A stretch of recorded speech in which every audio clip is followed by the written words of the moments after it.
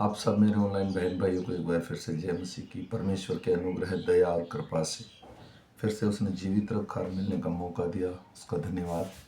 आइए हम सुबह का वचन पढ़ेंगे और आज तारीख है 13/3/2025 और हम पढ़ेंगे मरकुस की पुस्तक में से 13 अध्याय का 21 वचन से लेकर और 37 वचन तक। इसके पढ़े और सुने जाने पर प्रभु की आशीष हो।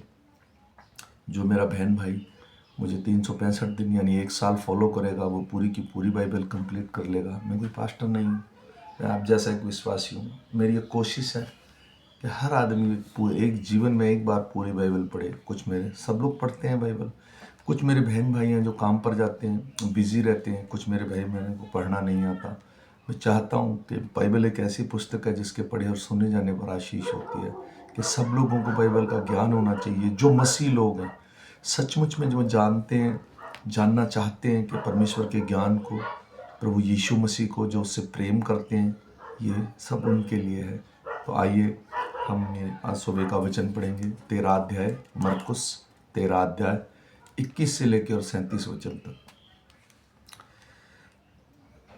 उस समय यदि कोई तुमसे कहे देखो मसीह यहाँ है, तो या देखो वहाँ है, तो प्रतीति न करना, क्योंकि झूठे मसीह और झूठे भविष्यवक्ता उठ खड़े होंगे और चिन्ह और अद्भुत काम दिखाएंगे, कि यदि हो सके तो चुने हुओं को भी भरमा दें।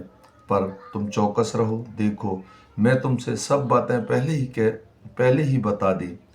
उन दिनों में उस कलेश के बाद सूरज अंधेरा हो जाएगा और चांद प्रकाश ना देगा, और प्रकाश और तारागण गिरने लगेंगे और आकाश की शक्तियां हिलाई जाएंगी। तब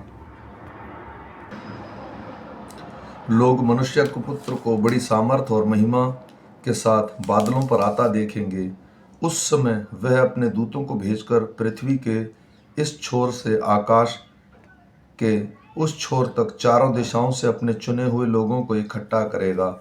अंजीर के पेड़ से यह दृष्टांत सीखो कि जब उसकी डाली कोमल हो जाती है तो पत्ते निकलने लगते हैं, तो तुम जान लेते हो कि भीषण काल निकट है। इस प्रकार जब तुम इन बातों को होते देखो तो यह जान लो कि वह निकट है, वरन द्वार पर ही है।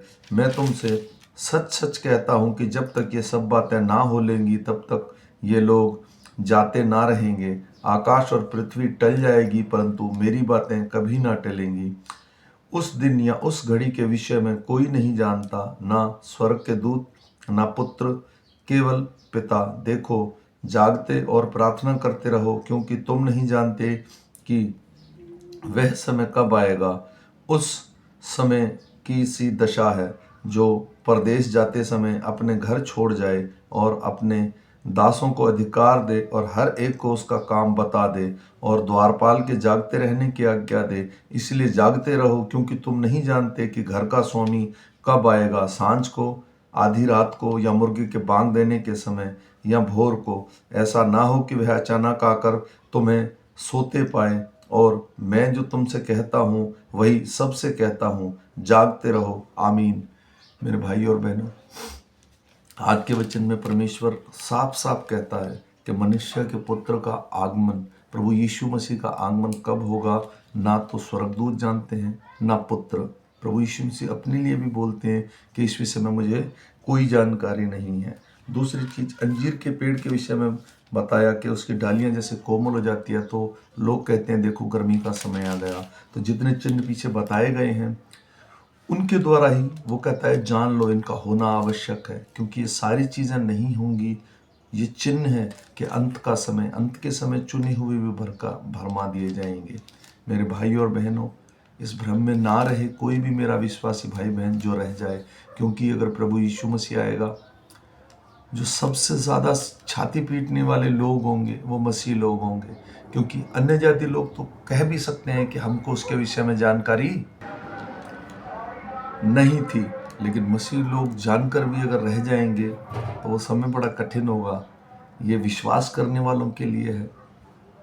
सब लोग कहते हैं हम कई सालों से सुन रहे हैं लेकिन परमेश्वर के ऊपर विश्वास नहीं है।